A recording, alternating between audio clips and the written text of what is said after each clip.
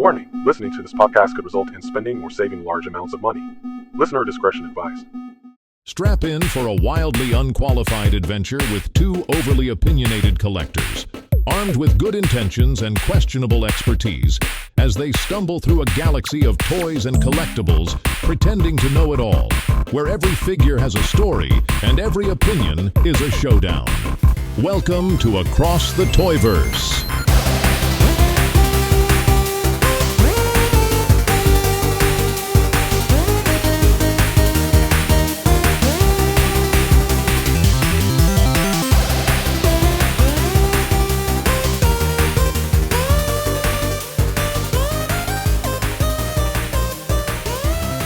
Welcome back to another episode of Across the Toyverse. Dude, I think this is episode number 10. Yeah, I think this is 10, which is really cool. We're actually recording the day before Thanksgiving. So I don't know, do we refer to this as Thanksgiving Eve? I don't.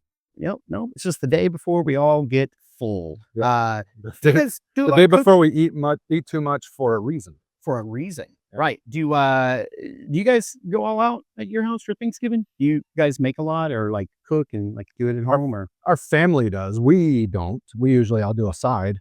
And I'm fortunate that since most of the time my wife and I have been married, we live 5 or 10 minutes maybe from her mom and stepdad, and that's the meeting place. So for holidays and stuff, we don't have to travel, and that's super nice. yeah. I consider myself very fortunate. So that makes just planning to add to a meal that much easier. Like, you tell me what to make, I'll make it. We'll be there in 10 minutes. Yeah. That's really cool. What about you?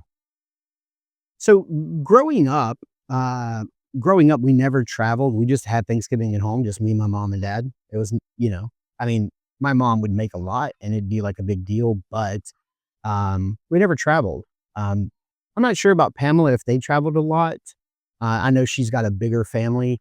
But for us, when we got married, we just started making our own traditions and we just started cooking and having it at home by ourselves. Her brother and his wife would always travel out of state. So they never came to us. They always went to visit her family, like my sister-in-law's family. So we've never really traveled a lot. We did travel last year to our friend's house over in Pensacola and had Thanksgiving with them. That was fun. That was Friendsgiving, dude. Friendsgiving is the best. Yeah. This year, so my wife, as you know, had gallbladder surgery yesterday, had a gallbladder removed, and the recovery was a lot. Yeah, good riddance to that thing. It's just, it's sitting around collecting shit, literally. Dust. And so, the first thing that my wife asked me was, she was like, when you talked to the doctor after my surgery, did she tell you what it looked like? And I was like, no, she didn't ask her what it looked like. I have to know, like, was it disgusting? Like, was it totally like broken? And I was like, I don't know. I have no idea. Your wife's some weirdo. But her recovery is a lot worse than she expected. She's having a really hard time moving. And so she has to eat a bland diet. So bad timing as far as like having it out, but also good timing because you're off the whole week. So she's not losing hours at work, which is good. But enough about that. We're here for the toys, and boy, do we have a smorgasbord. Hey, also, we're in a new location. We're actually sitting outside at a park today. At a park. Probably won't be able to hear or notice. There are kids running and playing, but my software is pretty good at like removing background noise. You won't even be able to tell we're outside, but it is a beautiful day. Beautiful, perfect weather, and not a lot of people at the park. So I'm very happy. Yeah, right here in sunny Bangor, Maine. That's right. Tallahassee, Florida. Yeah. It is it's a balmy 87 degrees today. I don't know how That's probably about right. Yeah, I don't know how warm it is. All my friends that live up north are always like, yeah, how are you guys enjoying that weather down there? It's like, yeah, we don't get seasons. Yeah. We get a couple of days of a season, and that winter was nice. Those Monday and Tuesday. Yeah, exactly. Yeah. So we were traveling a week ago or so. We went up to Legion's Con in New Jersey, which was a blast, and then we toured the New England area. We were all around in like upstate New York and Vermont, New Hampshire, Massachusetts, Connecticut, back to New Jersey. Flew out, and literally on Monday we were driving in the middle of a blizzard. And then by Saturday, we were back here in Tallahassee and we were complaining how hot it was wearing shorts and flip-flops at the fair. Like that's what we were dealing with. My body was like, what are you trying to put us through? It's ridiculous. Oh man. But as it is, we're going to be discussing if we have any Black Friday plans for picking up toys. If we do or not, we're going to be discussing that. Today, we're going to be talking about our 2 latest pickups. Both of them were a Donatello, which is kind of crazy. Did you pick Donnie because I had gotten Donnie, or you just? It may have been influenced by that a little, just to have the comparison. Yeah, that could have been.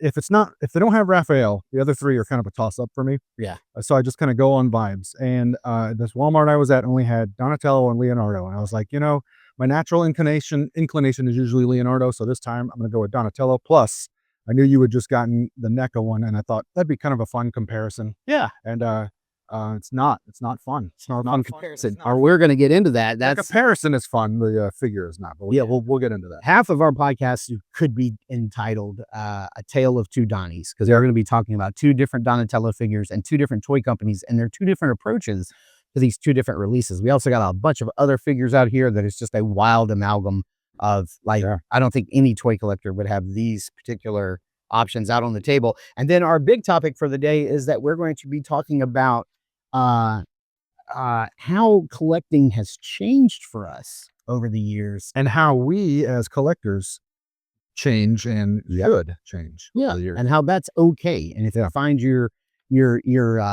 style or your love of collecting changing and ebbing and flowing, that's okay. That's a normal part of being a human being. Is we go through seasons, as they say.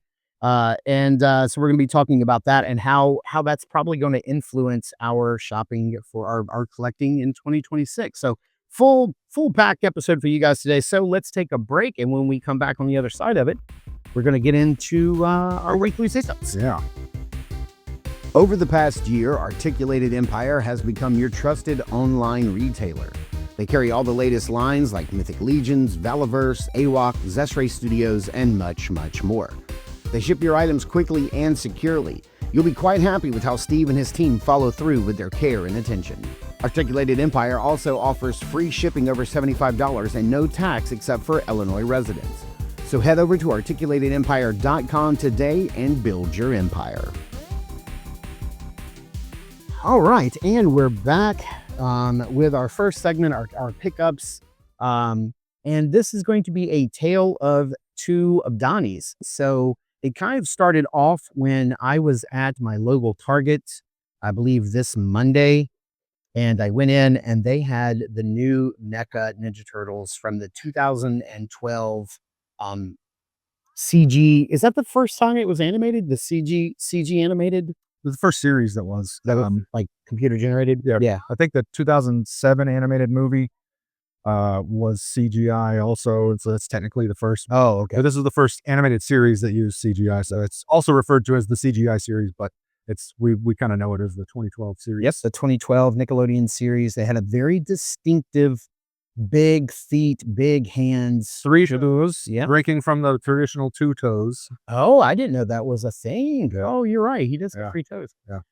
But this is the new wave of figures that NECA has put out, consisting of course, the 4 brothers, but also I realized that they did a Splinter. No, a Shredder. Sorry. Yeah.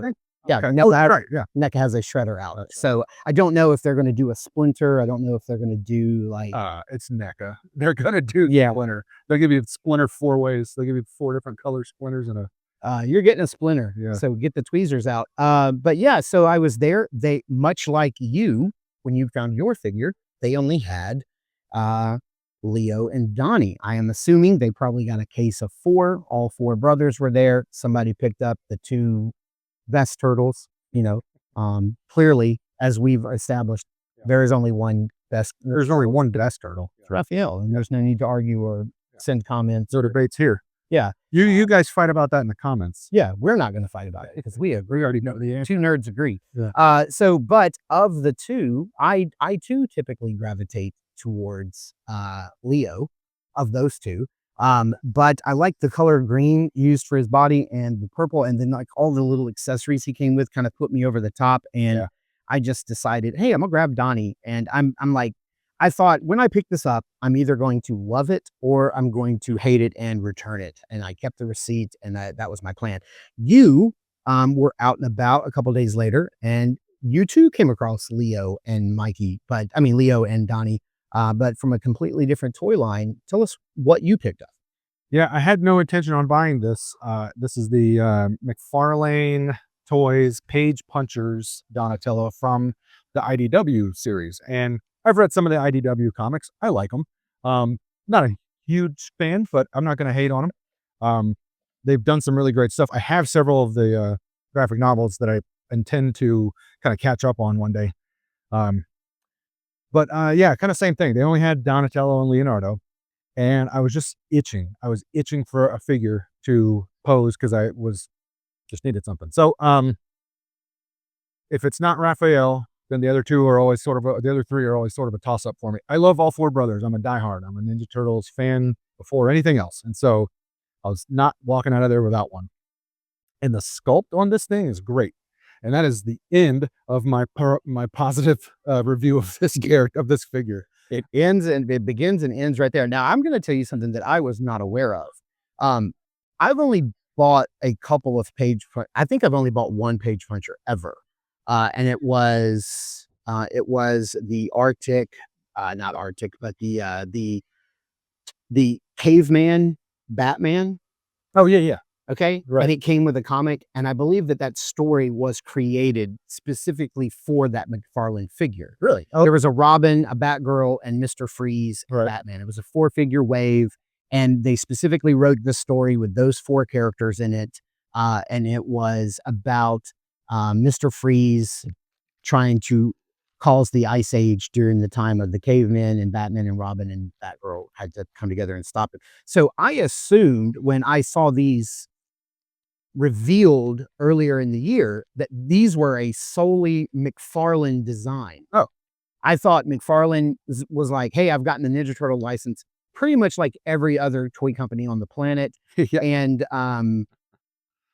let's do some Ninja Turtle stuff. And I thought he was like, this is my take on them. I didn't know that these were the IDW figures, which you're right. I'm looking at the IDW comic that it came with. Sure enough, it is those designs. I've seen this Fox figure made by, who is that? Alopex. Alopex. It looks like a Pokemon. I've seen this made by the Loyal Subjects. Yeah. Figure. Has made that figure. I did not know that was from this series. I did not know. I just thought this was a McFarlane design. But I guess I'm glad to find out that it is indeed not. Yeah. So this figure, the first thing that hit me was as I'm opening it, I didn't even see this, but there's a little label right behind Donnie on the package that says ultra posable. And that's a gripe I have always had with McFarlane toys is he likes to like sort of make up his own terminology so he can put it on as a selling point, and you can't really argue with him because no one else is using that term, so he can call it whatever he wants. Right. If this figure is ultra posable, then I'm a monkey's uncle. Then the figure I'm playing with right now from Noda Studios is like mega super ultra posable. Yes, because every adjective. Yeah. But yeah, ultra posable. I was looking at it because I remember you were sharing it with our private chat group, and you were saying that my God, this thing is so limited in its posability. I just before we started recording sat down and messed with it, and I'm counting 14 points of articulation on this guy. If I wanted to be generous, I would say that the hinge and the swivel at the knee would be 2. It's all one joint, but if you wanted to be generous, you could give it 2 and say, okay, well, that's 2 more. So that's 16. That's not ultra posable. I wouldn't even say that, and I think I messaged you this. I don't think I would even call an SH Figure Arts or a Mafex ultra posable. Yeah. What does that even mean? Maybe those are ultra posable, but I would say ultra extreme, like the biggest adjective you can throw on. I would save that for Revoltech. Revoltech, yeah. That's the only company that can say that they're like ultra posable. Right. They've got Revoltech makes up joints and then puts it on their figures. They'll put a joint in the calf muscle. Right. Like there's no joint there. Right. But they're like, hey, we want you to be able to bend that leg a little bit further back. Yeah. You know? our butterfly joint, are you kidding me? Triple butterfly joint, you know? Yeah. Like, Here, this one, the whole right half and left half move independently. right. Yeah. Here's the pec muscle moves independent. Like that's ultra. That's what I think of. Yeah. I think of ultra posable. But 14 points of articulation. Right. So here's the caveat that I'm going to give this figure. I'm going to give this figure one caveat. It does say on the package that it's 8+. So they are, you know, and I flipped through the 8 and up. 8 and up. Right. Yeah. I was flipping through the comic and I was like, is there anything super violent in the comic that would negate that 8+ to go, oh, you're marketing this to 8-year-olds, but then the comic you included is clearly immature. It's not. This is, you know, standard Ninja Turtle fare. I don't see anything in the comic that would negate that 8+ label on there. But yes, I am trying to be more understanding of something that is marketed as a toy and then something that is marketed to an adult collector. Yeah. Clearly, this is marketed as a toy for 8 and up, but we know probably the majority of people buying this are adult collectors like ourselves. And like McFarlane knows. He's in the toy business. He knows who's buying his stuff. Also, when you're making something for 8-year-olds, I think the price point's not going to be $25. They're going to try to hit around that, you know, that $10 to $15 price point. I don't think, I mean, just looking at this guy, so they didn't give him a toe hinge. They gave him swappable feet that have toes that are bent. And I don't see that as like a toy for an 8-year-old, you know. Like we're going to lose that. Swapping out hands and feet and stuff, you know, that's not something that you see with toys for 8-year-olds. Those feet also, they only go in one position. And that's it kind of renders them a little limited in their use. It's a little useless. So I think I would have rather had a couple of extra hands. Now I will say you do get a fair amount. You get a little, not a sheath, but a little piece that holds the bow staff. You get the bow staff. It's Donnie. So he comes with a couple of pieces of equipment. He comes with a wrench, a blowtorch, 2 feet, 2 extra hands, an extra head that's got more of a like fun, like lighthearted face. He does come with the squinty eye, evil face, like locked in, ready to battle, and a wrench. A slight caveat to that. Both of these heads are smiling. They're just, one's a lot happier about it. Yeah, no, you're right. Yeah, one's got happy eyes, one's got sort of squinty eyes. You can have Donatello happy or Donatello really happy. Well, looking at the he didn't come to fight. Right. Looking at the IDW comic, the majority of the time they have pupils. Yeah. And like for this fun, happier face, like they could have done pupils, but that would have been extra paint hits. That's what the other Best Action, what are they? Loyal Subjects. Yeah, that's what they did. They put the pupils in kind of like the comics. They're a little faded though in the Best Action and the I don't know. It might be Best Action or it might be Loyal Subjects. I don't remember who. No, it's Loyal Subjects. Okay. And then Best Action, BST AXN is like their line. Yeah. Oh, so it's like when there's Medicom and there's Medicom Mayfax. Yeah. It's like that. Okay, so it's Loyal Subjects, but it's the Best Action. Okay. I didn't know. I thought maybe they were separate. Yeah. We're talking 14 points of articulation, very limited paint. As far as their wash go, the wash is like a white wash. Yeah. It's got this white paint that's down in the crevices. It kind of gives a dusty look to it. It makes them look ashy. Like, yeah, exactly. Our boy needs to lotion up. Yeah. But he's got single joint knees and elbows, which is a crime. Yeah. You call your figure ultra posable, and he's got single joint knees and elbows with very visible pins, I might add. And NECA, to their credit, a lot of their new stuff, a lot of stuff they're still putting out, still has visible pins. It just looks better. But this guy, the one you brought, the Donatello from 2012, does not have visible. Yeah, he's pinless. He's great. Wild. Yeah, and that's what just throws that one over the edge for me, because I wasn't sure I was going to get those 2012 turtles. And just like you, the moment I took it out, I had it in my hand less than 30 seconds, and I was like, I'm getting all 4 of these. Yeah, I barely had done anything with it. It's exactly what happened to me. I took it out of the package and I got it out of the twist ties, and within I think my first thing I said to you is I was like, within 30 seconds, I was like, oh, damn. Yeah. Like, this is good. It's nice. This is really good. I'm buying all 4 of these. Like, I can throw that receipt away. This is not going back to Target. Right. And it's not even like he's, because of the superposability, it's a very good looking figure. It is. It feels very nice. Yeah. And it's going to look great in any pose. Like, we have them kind of pose up right here. We'll post some pictures of this. They'll be on the Instagram by the time this episode is out. So if you're listening to this episode, head over to our Across the Toyverse Instagram and see what we're talking about. And also, you and I are doing a post off this week with not with your Donatello, but with your NECA Donatello from the cartoons. With the 86 Donnie. Yeah, exactly. Yeah, as a matter of fact, I even went back on Wednesday morning because they had Leo, and I went back on Wednesday morning. I was like, I'm going to go ahead and go get Leo. Like, I'm going to break my budget this week. I went back and he was gone. And I was like, damn it. And then I went to Target, and they were starting to sell out on Target. They're available on Big Bad Toy Store, but a little more expensive. Yeah. It was $37 at Target, $37.99 at Target, and then BTS has it for like $41.99. Yeah, I don't know what they are. A good friend of mine, Brian, up in Pennsylvania, has all 4 of them. He said he pre-ordered them directly from NECA. This is the NECA ones. The NECA ones. He got all 4 from NECA, and they all came together as one price, but they were all 4 individually boxed figures. He also comes with a ton of stuff. He comes with a bow staff that comes apart. It has an attachable blade feature, which I believe, if I remember correctly, in the comics or in the cartoon, this was in his bow staff the whole time. It folded up or went inside. He comes with Dr. Cluckingsworth, MD. MD. We got to remember that. It's a rooster with a gigantic brain from season 3. I didn't look that up because I didn't remember it. That's not a rooster. Oh no, you're right. It is a chicken. That is a girl. That is a hen. A hen.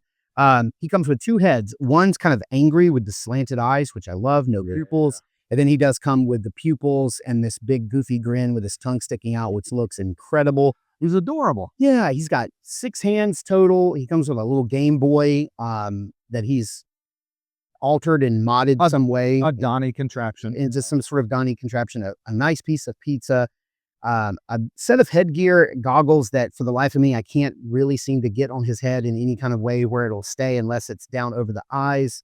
He comes with an egg for Dr. Cluckingsworth, MD, a shell communicator, and then a little piece that, like yours, that helps hold the staff on his back if you wanted to store it. But everything is like, it's NECA quality, right? It's like high quality accessories, lots of paint hits on the accessories. They don't skimp on the paint. But what really blew me away was the hand feel, like how he feels in hand and how he moves. And there's this really cool, like, rocking articulation point where the upper torso can rock left to right. Yeah. The neck, there's lots of movement in the neck. Like we've talked about, double jointed elbows that are completely hidden with the elbow pads, pinless, the big chunky legs and knees. You and I both have the same complaint. There's no swivel at the ankle, at the right above the ankle, there's a perfect break in the sculpt where the wraps are that it could have hidden. That I wish that was there. What is known as the boot cut. But the rocker on the feet is just stupid good. Yeah. Like, you would look at these feet and not expect them to articulate as well as they do, but they really do go a lot. Like, they move. There's no toe hinge. I don't need a toe hinge. I do not need a toe hinge, especially on a foot this size. Yeah. I rarely ever use one. I do a lot of toy photography, and I was talking about it yesterday, I think. And in my photography, I like to show motion. And for me, a toe hinge shows motion about to happen. It shows someone is setting up to push off. Right. So typically when I'm shooting action, I want them already pushed off, already in the air, or maybe on the tip of the toe, balancing them so they're like in this like walking or running motion or whatever. I just don't need a toe hinge. So when a figure comes with it and it's not good, it actually takes away from it. Same. Like a lot of McFarlane figures have these really floppy toe hinges. And so this guy not having a toe hinge is not a problem. I wish he had the boot cut though. Yeah. But he does have the bicep swivel, which is great. Yeah. And he does have that really, really generous ankle rocker. So he also doesn't have a thigh cut, but he has a you literally can rotate the entire leg almost all the way around. Is that not a thigh cut? Well, when I think of thigh cut, I think of it like on the thigh, like what like Star Wars Black Series does sometimes, what Marvel Legends always have. But I prefer this. Don't break up the sculpt. Just give me a very generous, hip rotation, and it has that. But yeah, dude, that guy is so, like we both said, within 30 seconds, 20 seconds of playing with this thing, you're like, yep, I'm buying all these. Like, I'll be skipping Shredder. I don't need a Splinter. I don't need the whole crew. I don't like the design. I don't like that Shredder design from that series. Yeah. It just looks like I don't know. people like it. Everybody's got their favorite turtles. Yeah. Everybody, whatever age, whatever level you come into the turtles, and you have your favorite, it's completely valid. Everybody can have their favorites and argue this series is better than that for whatever reason. I personally am late to TMNT, Rise of the TMNT, and I will die on the hill that is one of the best TMNT that you can watch. Like, You say that often. yeah, series, movies, whatever. If you watch Rise of the TMNT from start to finish, it is a great story. Anyways, between these two figures, there's just no comparison. For $25, this figure is not anything like close to ultra posable. It's just ridiculous. Right. But for the McFarlane, but for this NECA, on the other hand, Coming in at almost 40. almost 40, dude. This is a great figure. It just looks good. He poses great. You can feel the quality. And then look, there's paint apps on the knee pads and the back of the shell. Like, the little on the back, I mean, they went all out to make this guy, especially now. It is, like I said, it's more expensive than the McFarlane. Sure. And I'm not even knocking McFarlane toys in general, which I often do, and I'm not doing that right now. I'm just saying, for $25, I'm looking at a $4 comic, and about a $10 figure. I'm looking at $15 worth of value, honestly. But if you're just buying it because you just love the IDW comics, you just want them sitting on your shelf, you don't really pose stuff that much, and you got the money to put on them, then they do look good. He does look very good, even with the pins. Just like a straight on, like that's a good looking figure, just looking at him straight on like that. do you plan on giving him like a dark wash or something to like try to bring out maybe some more of the sculpt? Or I plan on giving him back to Walmart. I still have my receipt. Perfect answer. He's going back to Walmart. I'm not happy with it at You all. can say that I give this to my 8-year-old, and she kept losing all of the pieces. Right. And I'm not going to keep up with them, so I want to return this. This is definitely not for an 8-year-old. Yeah, whatever the reason. I don't like it. I'm at a point in my collection, like, I'm picking and choosing what to collect based on what I feel like is quality. I don't just have to have everything on my shelf anymore. I used to. Oh, we're going to get into this though. Yeah, that's our second segment. But I think we pretty much covered a tale of two Donnies this week. One that is cheap and not worth spending the money on, and then one that is more expensive. In our opinion. In our opinions. Yeah, exactly. It's just our opinion. It's your money. It's your collection. It's your shelf. You do what you want. But we're going to take a quick break. And when we come back, we're going to get into exactly what Scott was alluding to, is how our collecting habits have changed over the years, and how they're probably going to be changing again for 2026.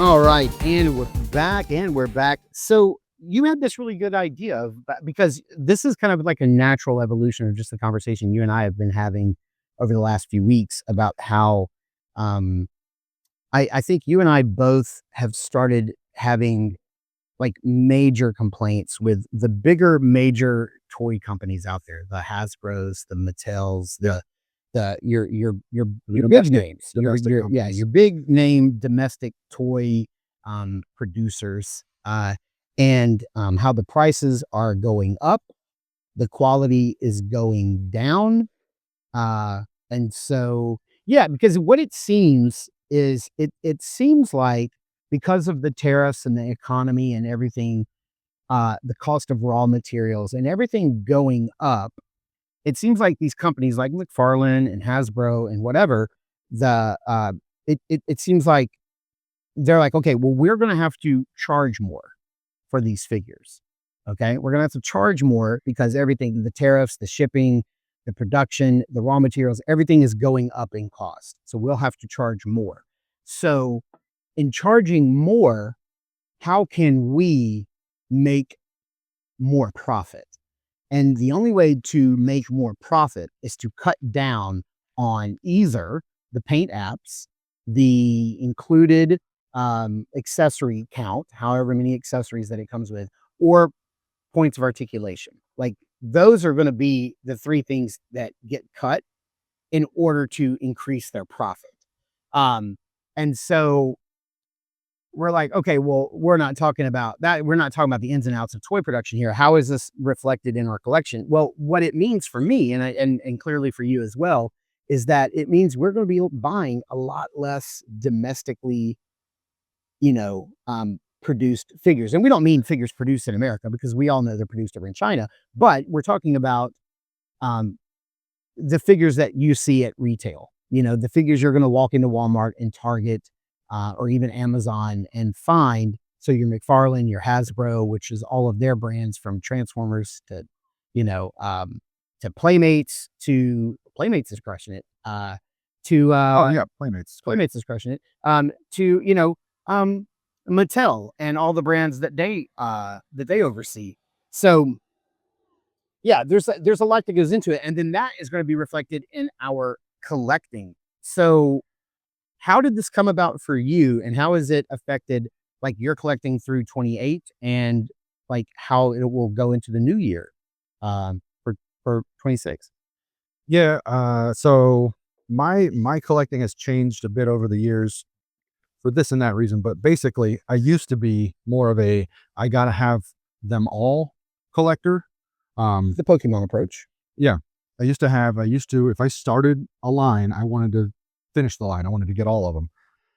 And kind of what started the pebble rolling down the hill was NECA with their Predators, and how they just kept putting out more Predators. And I realized I'm never going to have all of them. I'm not going to win this battle. He will make more than you can buy. NECA wins every time.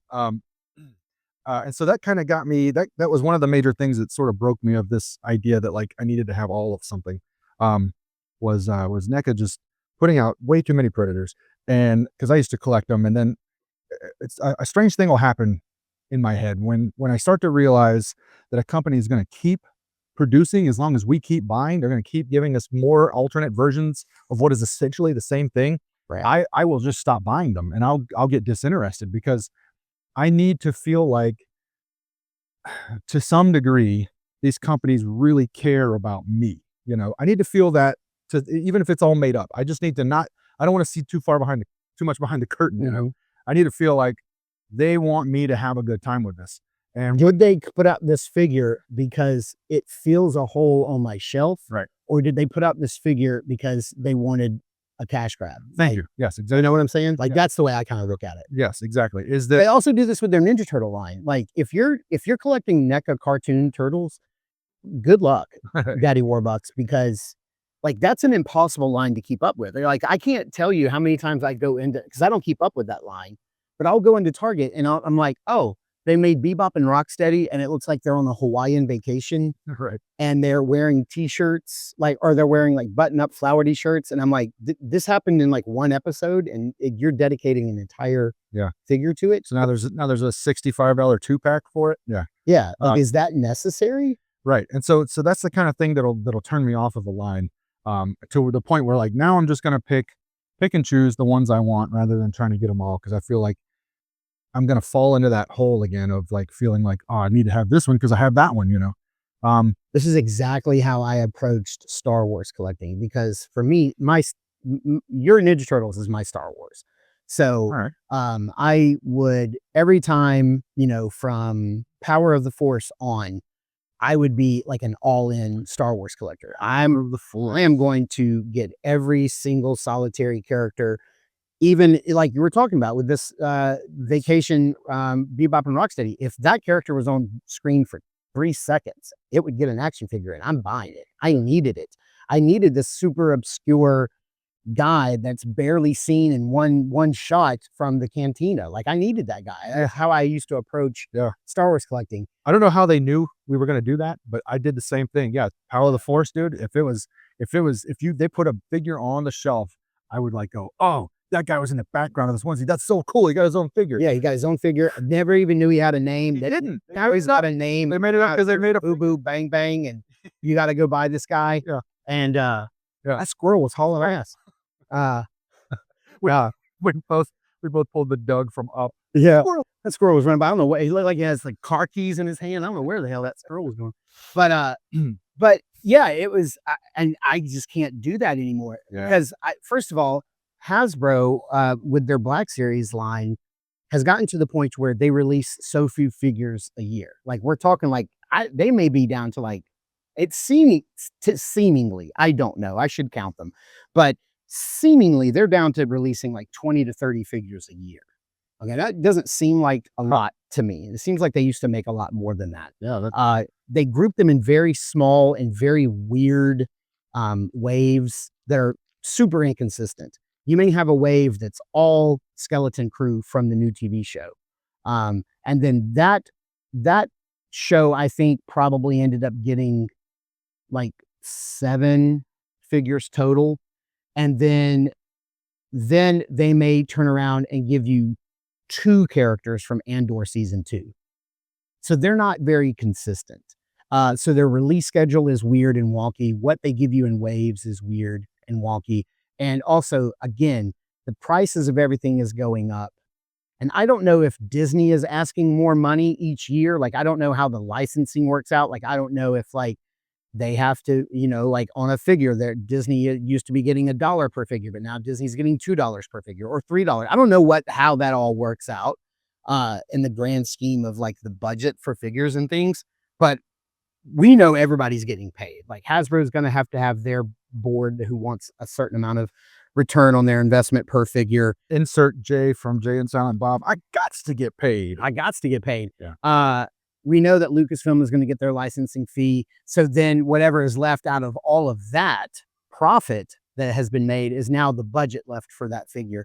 And so I do feel like Hasbro is making some improvements. There have been some of the best Star Wars Black Series that have ever been released came out this last year. I am not, because I made a video about this and everybody's like, I got so many hateful comments that were like, dude, did you not collect any of the figures that came out this year? They're some of the best ever. They are. I agree. I said that in my review. There are some of the literal best Star Wars figures ever made came out in 2025, but the prices are going up.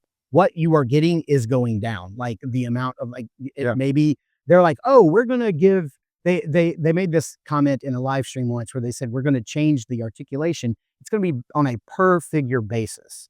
Well, that's ridiculous. Like why would you remove articulation points? Yeah. Who cares if it breaks up the sculpt? It needs to be there for the figure to move. Like what it is maybe the budget for that particular figure, like the maybe the licensing fees and all of that was so great that you are left with less money. And you're like, well, we're going to have to kill an articulation point, or we're going to have to cut down on the amount of paint apps, or we're going to have to cut down on the accessories. That I'm now to the point to where like, man, like not only am I not buying every Star Wars figure that comes out, I'm rethinking the ones that come out that I really do want. Like they're making a lot of Jedi right now from Attack of the Clones. And I'm like, man, I really can't keep up with all these Jedi. Like I bought Shaak Ti and like Luminara and then Barra Safi, but that was it. Like I didn't go all in on like the new Kit Fisto or like some of the other Jedi that came out. It's just now I'm having to like super cherry pick, not even cherry pick, but like ultra cherry pick, to borrow McFarlane's term. Like I'm ultra cherry picking. So I've decided that coupled with the fact that my interests have changed over time, what I find enjoyment in has changed. Yeah. This year, I want to say that at the end of 24 or very beginning of 2025, the marketing people for his name is Jeremy, the marketing guy at Four Horsemen said, "You guys are not ready." That figure is beautiful. The Noda Studios White Cat Legend. Don't know all the terms, but he's playing with it, and that thing is fantastic. It is. All right. Sorry. He said, "You guys are not ready for the Four Horsemen's release schedule for 2025. Get your wallets ready. We're going to be dropping a lot of product." Now, anybody who has followed the last 10 years of Four Horsemen knows that they do 2 or 3 big waves a year, and that you can get your hands on these figures. 2025 was not like that. They were dropping product every single month, sometimes twice a month. We were not ready. It seems to be that their success is so great. This is how it's going to be from now on. So 2026 seems it's going to be the same as 2025, where there are tinier tinier waves coming out, exclusives each month, or special figures that are coming out, either a show exclusive or a figura obscura or a special release or a smaller wave or like whatever. Like it's literally every single month now there's something coming out brand new from the Horsemen, and they capture a lot of my attention, a lot of my heart, a lot of my love, and a lot of my bank account. So knowing that 26 and now moving forward to how 25 was, I've got to make room for that. Like I've got to make room not only in my shelf, but also my budget for like what I'm going to be getting. And so that's going to be a big focus. So that means I'm going to have to cut back somewhere else. So that means I'm probably going to be cutting back on I went into Target and they had a new Marvel Legends that, a new Spider-Man that I would love to get, or a new Wolverine that I'd love to get. I'm going to have to be cutting down on some of that stuff. Or I might have bought 25 Black Series figures in 2025. Now I may only buy like 10 or 15 next year. Like I really got to cut back. So that means my tastes are changing. Like and my collecting habits are going to have to change with that. So that's one of the things I'm working on for like 26. I've already like told my wife, I'm like, listen, Four Horsemen killed me in 25. So things are going to have to change for 26. Like you're not going to be seeing me buy as many like from the store purchases. She's like, I wish you cut down all the purchases. Like I want to see it cut down all the way around. What? Your wife doesn't like all the toys you buy? That's wild. Wow. You're the only one. Yeah. But I see one of the things that I see that you're doing is you're also trying to find love and appreciation for like the cheaper figures, like this, what is Jazzwares? No, it's Jack's Jack's. Pacific. Yeah, that's right. I keep getting those C. What's it called? Streets of Rage. Streets of Rage. The 4-inch scale Rue. Yeah, I picked him up yesterday at Walmart because he was on rollback for $7, and I was like, I was already considering it for 10. I just happened to see him for 7. I was like, it's a very cool looking figure. I'm a sucker for figures for characters that are like animal heads on Oh yeah, anthropomorphic animals. Yeah. And this guy is just a kangaroo. He's not like an anthropomorphic anything. He could play a kangaroo straight up kangaroo in this fighting game. He's got some great articulation. I wish he was a 6-inch. I would buy Rue in 6-inch for a reasonable price. Yeah, he's just a lot of fun. So yeah, I'm similar to you in a lot of ways. I am trying to limit my limit the quantity, and not necessarily replace it with quality, just fun, just whatever I'm enjoying, So I'm not picking up any of the other Streets of Rage figures. I picked up Rue because he was going to give me a few minutes of fun posing and possibly even go then to my daughter who's 7 and will sometimes play with some of my stuff. And it was for $7. I got $7 out of him. He was a lot of fun to pose around. I'm going to do some more posing actually. Even though he's a 6 or 4-inch, he could still mesh with certain other figures. So I'm going to do some more with him. I mean, yeah, it seems like you've gotten far more enjoyment out of a $7 markdown kangaroo than a 25 regularly priced Ninja Turtle. Yeah. So this Donatello, this Page Puncher's Donatello is going back to Walmart. Hopefully they'll take it back. They might feel like me. I might bring it back and they go, oh no, we're not taking those back. Yeah, technically we are supposed to, but I am not, sir. I don't know. They won't do that. But it's Walmart. They take anything back. Yeah. But for $25, I'm not getting $25 worth of value out of this guy. So my collecting is changing in that I am going to be more of a stickler on, is this thing fun? If not, get rid of it. Don't keep it just because you have it.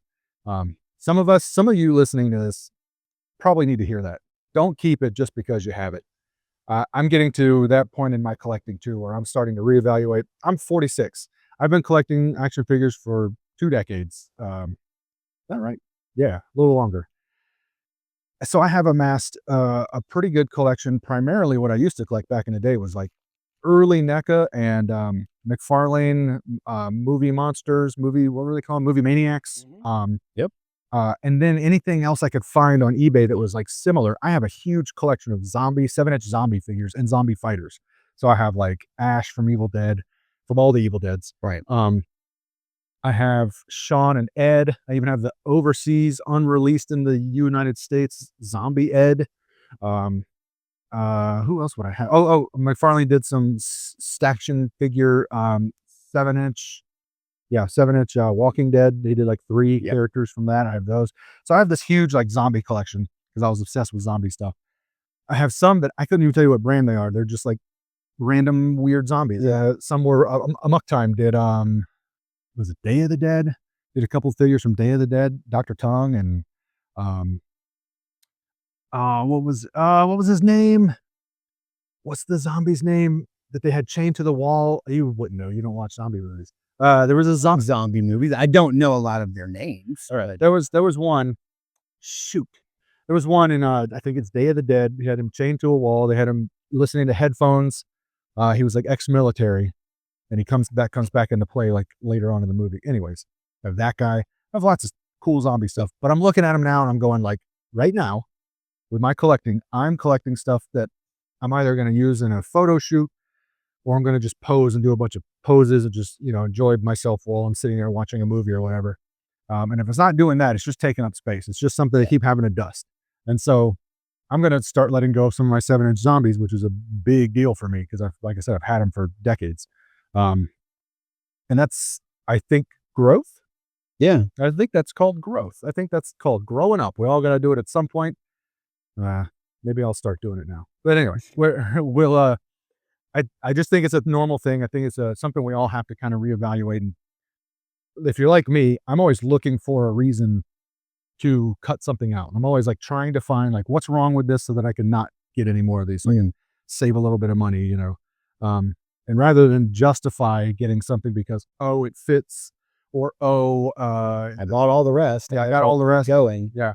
I'm trying to do the opposite and go, it fits. I have the rest, but do I need this guy?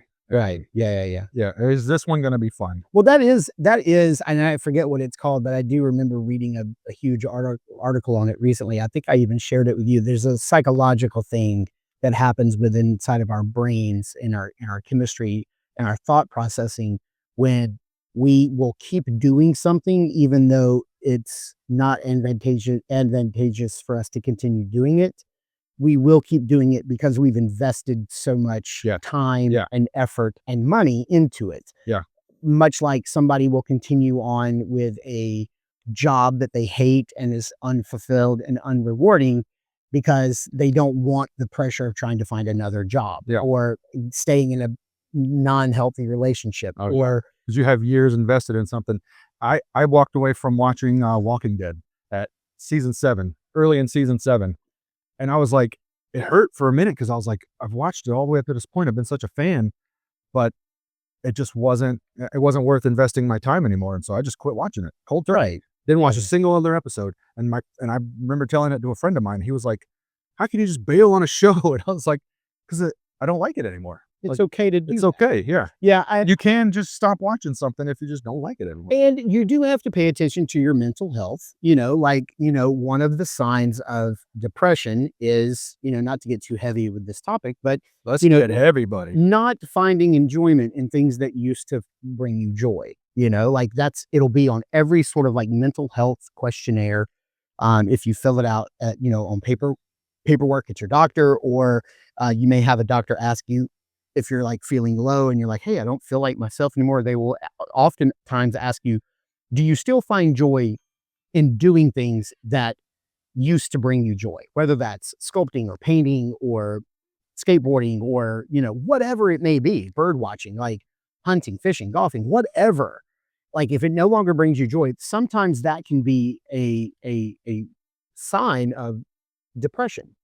Yeah. But also, there can be a positive side to this, in that it's okay to admit that your love for something is changing or evolving. Much like the love you have for your domestic partner is not going to be the same love that you had when you first started dating. Much like when you like precious little babies grow up to be moody 15-year-old teenagers who seem to hate every single thing that you do in life because, just for existing, because you're not cool anymore. Like it's that love, that relationship changes. And, it's okay to accept that, we're certainly not going to sit here and tell you how to collect, how to spend your money, buying every single thing in a wave to have everything that has been released from that line, that might be what brings you joy in collecting that line. So I'm certainly not going to say stop doing that. Right. I'm just saying if you feel like we do, if Right. you have those feelings that your love for something is not the same, then it's okay to kind of like You're not step alone. away from it. You're not alone. Like, a lot of people are like, oh, some people would look at the like Star Wars Black Series line and say, it's getting better. Like this 25 is the best year we've had so far. It's getting phenomenal. Like, let's stick with it and let's support this. It's continuing to grow. You also may feel like, wow, like I no longer have joy in this because I don't feel like I'm getting the value or I'm not having fun collecting it anymore. It's hard to get them.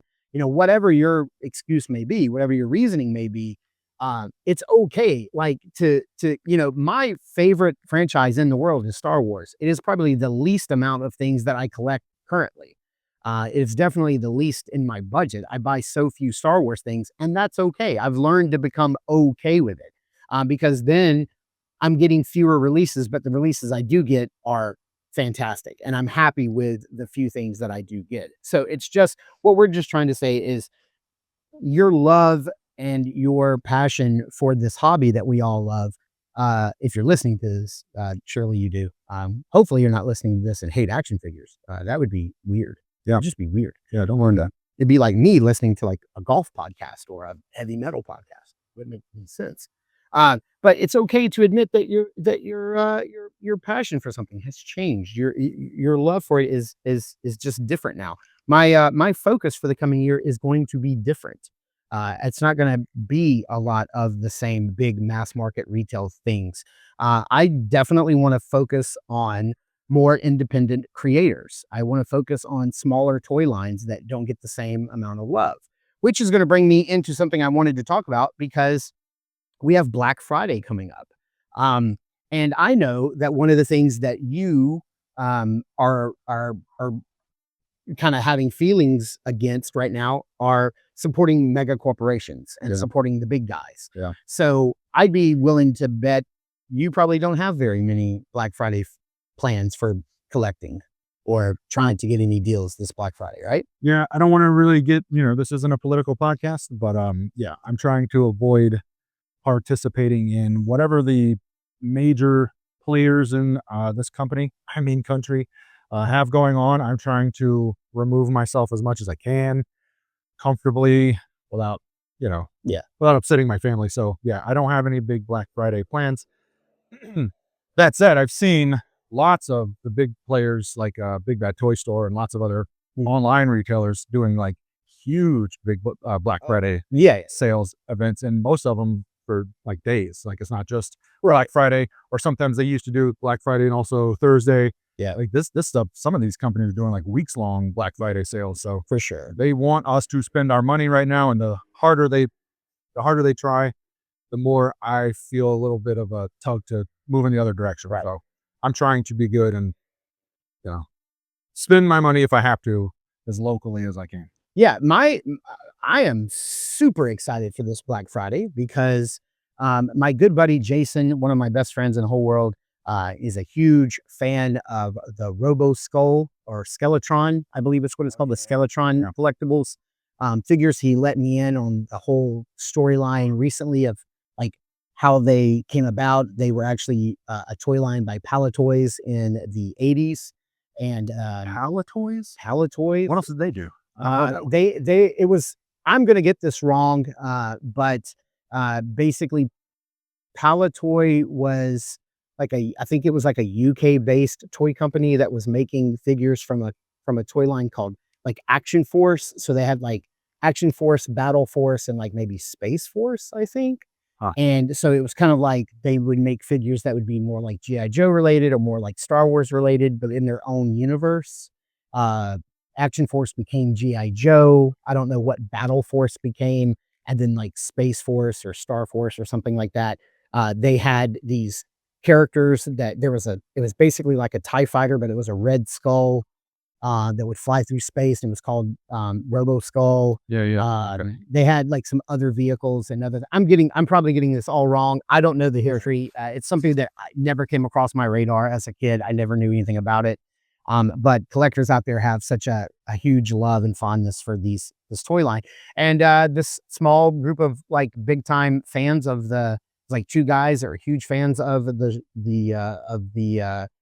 property, Skeletron, Robo Skull, whatever. They bought the license like in early 2000, I think, or maybe mid 2000s, and started trying to figure out how they were going to make figures for it. And they brought in like one of the original like storytellers or figure designers, like toy designers from that time, brought him on to like not only get his blessing, but like be a part of it and help them flesh this out. So it's very much steeped in like love and respect That's cool.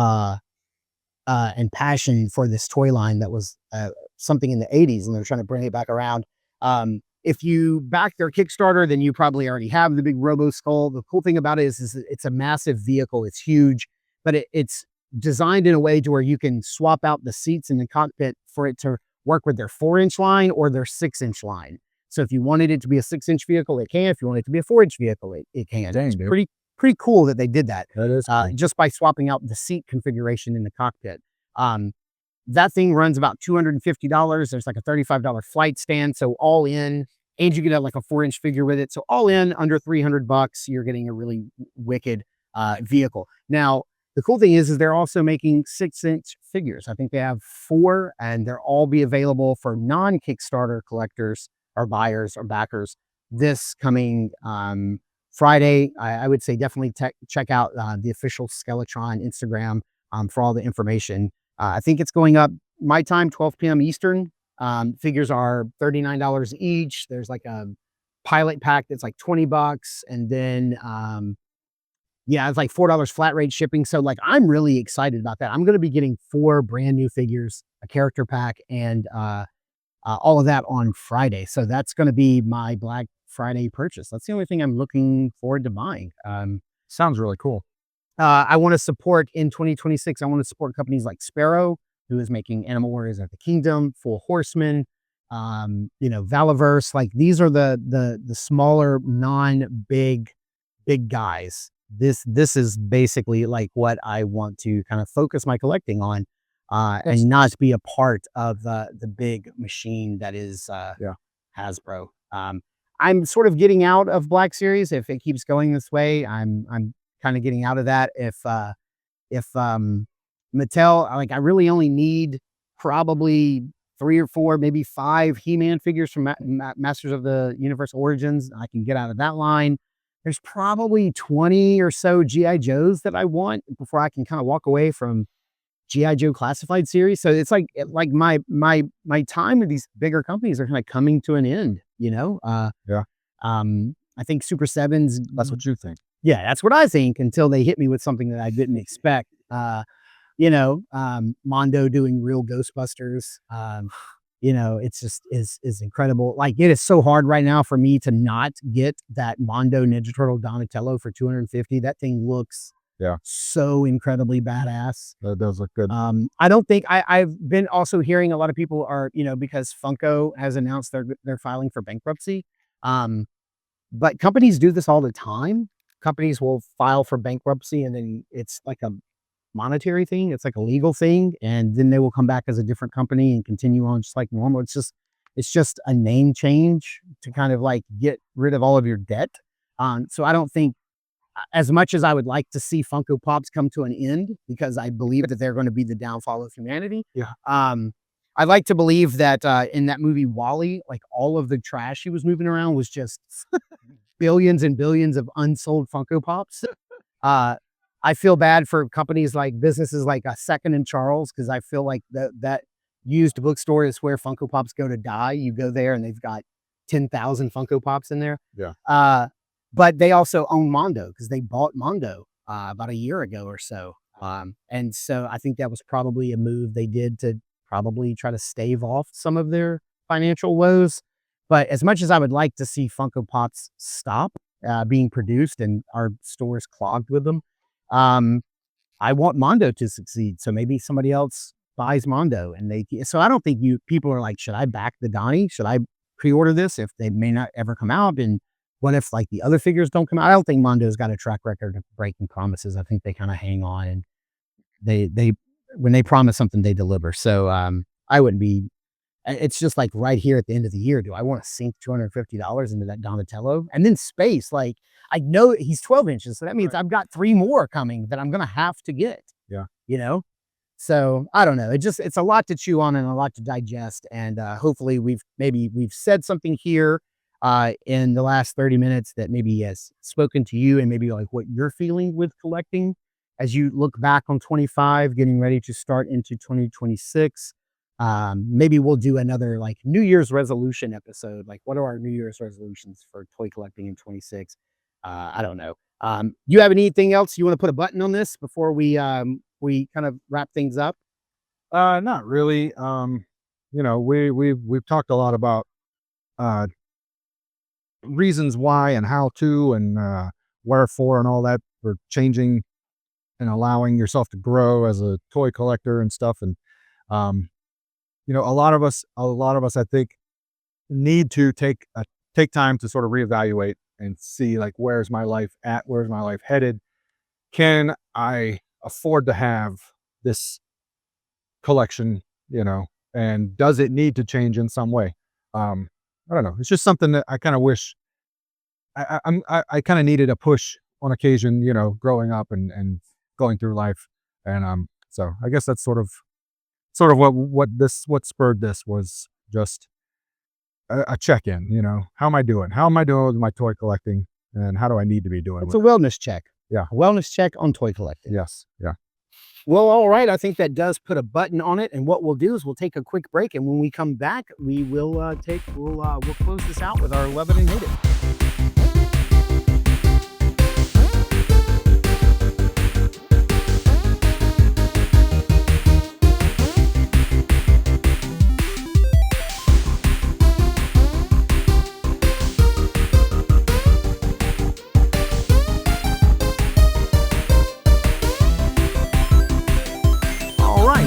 We're back. So Love It and Hate It is something we do every week. So what do you got? You want to kick us off? What are you loving this week in action figures?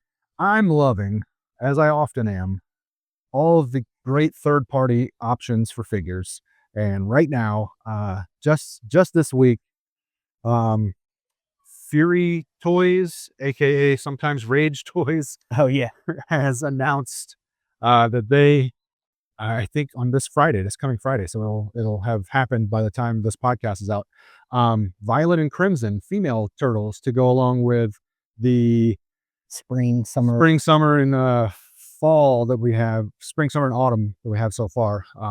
Winter is going to be, of course, Raphael. If you haven't looked these up, it's Rage Toys third party. They're Ninja Turtles, but it's under their Samurai Animals line because they don't have the license. And so what they give you in the pack is basically a figure that looks like a Ninja Turtle. Then there's an accessory pack that makes it more obvious that's what it is. Like the head that comes with like Leo is like a samurai head, the helmet. Like you can get the bonus pack that has like a non-helmeted, there's just bandana head for Leo. Yeah. And those figures have been phenomenal. They're just the articulation, the sculpt, the paint, the fact that it's mixed media. They got some little soft goods worked in and stuff. They give you lots of different ways to like sort of set them up to make. I have the Donnie and the Mikey. I do have Spring, which is Leo, on pre-order because they re-released him. Still waiting for that to come out. And I want that Raph. He looks amazing. He's huge. He looks like a tank. He's a big boy. But before Raph is available, before Raph comes out, we got what's essentially Venus and Jenica. Venus dates back to, if anybody watched the old Saban live action, kind of Power Rangers spin-off series. It was like one season, I think. They introduced a female turtle named Venus. the IDW comics have sort of brought her back. And they've also introduced another female turtle named Jenica. And so this Violet comes from the Last Ronin timeline. Is that correct? No, I don't think she's in that at all. She's just from the IDW ongoing series. Okay. So because there were some different Ninja Turtles at the end of Last Ronin, right? Totally different. Yeah. Okay, but not okay. That's not these. NECA is doing those. But no, this Jenica is, I think she was a human. I didn't read all of that, but I think she was a human who was then turned into a mutant turtle. Anyways, she's like already a ninja, already had ninja skills and stuff.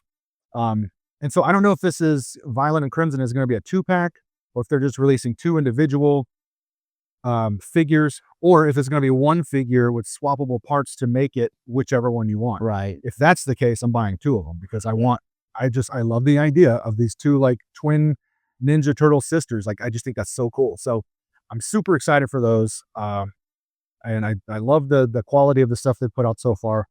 And I just love that these other companies are dedicated to giving us stuff that the big boys just aren't taking a chance on, or Right. they have the license, but they're just sticking to like the standard stuff. And so it's fun to see other interpretations of that. That's my love it for this week. Yeah, my love it is very much along the same lines. One of the things with these, it's my love for like these smaller companies. Having just gotten back from Legion's Con, like that whole week that I was there and the week after when we were traveling, I don't think I bought one single mass market figure, but I spent a ton of money on third-party figures, smaller guys. These guys don't have a board of trustees. They don't have a profit that they're trying to hit, per figure, to be successful, and they're finding success. And they can take bigger swings. They can take bigger risks because it's not a gamble. It's less of a gamble for them because they don't have to hit certain price points. So, I'm loving like these smaller companies that I am getting figures from. They're taking big risks, and I was so happy to see Sparrow had 2 new figures for AWOC this at Legion's Con. I hope those go up on. I have no knowledge, but I hope they go up on Black Friday for sale for everybody, or at least by the end of the year, or maybe at the beginning of the year. The popping and swapping that I can do with Toyverse, I'm loving that. All the figures I've picked up and reviewed so far from the Full Horsemen have just been incredible. So I'm loving all of these releases. Again, all of my releases you can find on YouTube at Saturday Morning Toy Collector. But yeah, that's my love it. It's just loving what the kind of like what you said, like what the third party guys are bringing to the table, because they're bringing they're filling gaps that the big boys are not filling. Yeah, absolutely. And so for Hate It, kind of the same thing I've talked about before. It's just not having a standard loadout for figures, not having a standard like sort of set for figures from the big names. So like Hasbro is all over the place with every single line. Like it's wild to me that their figures are basically $25. They sell a decent $25 Marvel Legends figure. You can argue they should be a little cheaper. Some people are fine with $25, but then They're all going up. then when they now they're up to like $27, $28. Yep. But then when they put out a 2-pack, for some reason, Hasbro has decided a 2-pack is actually worth more money per figure. And so instead of it being a $50 2-pack or $60, the Gamerverse 2-packs are $65. And I just don't understand that, because I recently picked up the Captain America and Venom 2-pack, and if you break down before tax, we break it down, that's $32.50 per figure. And I looked at that Venom, and that is not a $32 figure. It is old parts. It is a shoddy paint job on the head, and he has a spare set of hands. He has 2 heads. That's it. $32.50 for this guy, because I really only wanted the Captain America, so a buddy of mine was going to get the Venom from me. And I'm just looking at this going like, after tax, it's $35 for this Venom. He's got visible pins in the knees and elbows from Hasbro, who we know can do better. It just not having kind of a standard what to expect for the price, And each time there's a new release, going in and looking at it and having to like hold it and look at it and judge and value and go, I don't know if this one's worth it, you know. And then of course with McFarlane, it's a whole other bag because he likes to make up terminology and slap gold label, red label, ultra posable, Collector's edition, yeah, theatrical edition, he, elite edition. he likes to slap all these labels on stuff so that you can't, so that it's much harder to judge whether or not this individual is worth it. Because I paid, there's a Kite Man, gold label Kite Man that's $35, gold label Kite Man. I did it. Yeah, we talked about this in Yeah. episode 9. Yeah, and it is easily a $20 figure. It is not a $35 figure. I think you're onto something with the like the 2-pack, and then when you mention like not noticing, I think that's what they think. I think Hasbro thinks, well, this is a 2-pack and we're throwing in extra accessories. They won't notice that we're actually charging $32.50 a figure. Yeah. Like if it's in a 2-pack and you get more stuff, it's bigger, it's heavier, it's more impressive. You feel like you're getting more, but if you really do the math on it, you're really not getting more. And I would argue it's not more accessories because like I said, Venom comes with a extra set of hands and an extra head. Like, yeah, that's not more standard release. Yeah, that should be standard. Right. It isn't. They've started to change where now like a figure might come with a weapon or extra set of hands and you're lucky. But then sometimes for the exact same price, they'll put out a Spider-Man and they'll give them, 3 sets of hands, Right. accessories. And it's like, well, how come this other guy for the same price didn't come with that much? Right. It just is mind boggling. And I don't like that there's nothing for us, the collector, to do about it. Yeah. Other than just not buy them. Yeah. Or play the long game and hope it goes on clearance. And Yeah. hope I can get it at Ross or, clearance. Hope or it whatever. shows up at Ross. So I had a dual major when I was in college. So I had a dual major. It was in advertising, and then my other major was in graphic design and art. So I interned in advertising agencies, and my first 10 years I worked in ad agencies. And so I have a basic understanding of how advertising tactics work. And one of the cases that we studied the case where grocery stores year round would sell cans of tuna fish for 25 cents, right? Like we studied this case where you could sell year round, you could sell tuna fish for 25 cents a can. That means you get 4 for $1, right? But when they would run a sale, the grocery store would run a sale and say, now you can get 3 cans for $1. And they would sell like crazy. So people were getting less than you could buy them for year round. You thought you're getting a deal because now you're getting 3 for $1. Yeah. It's kind of like how McDonald's had to stop making the 3rd pound burger. They tried after the quarter pounder was so successful. They had to stop. They tried a 3rd pound burger, but nobody could understand. The average consumer did not understand that a 3rd pound burger was bigger than a quarter pound burger. Right. Because they just couldn't wrap their head around it. It's like 1/3. It's only a third. Like, no, dude, that's bigger than a quarter pounder. Yeah. Like, just think about it for a second. And they had to stop because people didn't get it. And I think Hasbro does that same thing when they put these 2-packs together. It's like, okay, but if you break it down, like that Nick Fury and Punisher 2-pack, okay? I'm a victim of this. I've got it pre-ordered. I cannot wait for it to come in. You're looking at, I think the only thing new is their 2 head sculpts. And that's it. Like that's a completely reuse Nick Fury body, completely reuse Punisher body. Yeah. Every accessory that comes in that kit has already been released 3 times over. Every little explosion, every little thing, it's all reuse. And it's like, what, $65. And so you break it down, it's like $32.50 a figure. And if they put this out in the stores and they just say, hey, this new figure is $32.50, but it's not maximum series, like it's just a regular release. Yeah.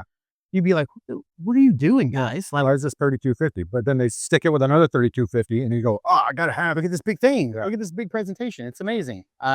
Yeah. My hate it this week. I'm not going to get into the details of it because I don't want or need I don't want to court drama, but I will just say that there are certain toy companies out there, there are certain toy producers out there that I have been privy to this firsthand recently that are just super toxic, and they court a toxic fan base around their toys. And I have to tell you, man, I really don't see the purpose of it, and I don't see where it has a place in our community. you know, like I would venture to say that a good portion of toy collectors, action figure collectors are looking for escapism. We're looking Yeah. to have our minds focus on something, whether it's nostalgia or something from our childhood. It reminds us of a better time in our life, a simpler time in our life, a more happy, more Yeah. fun time in our life.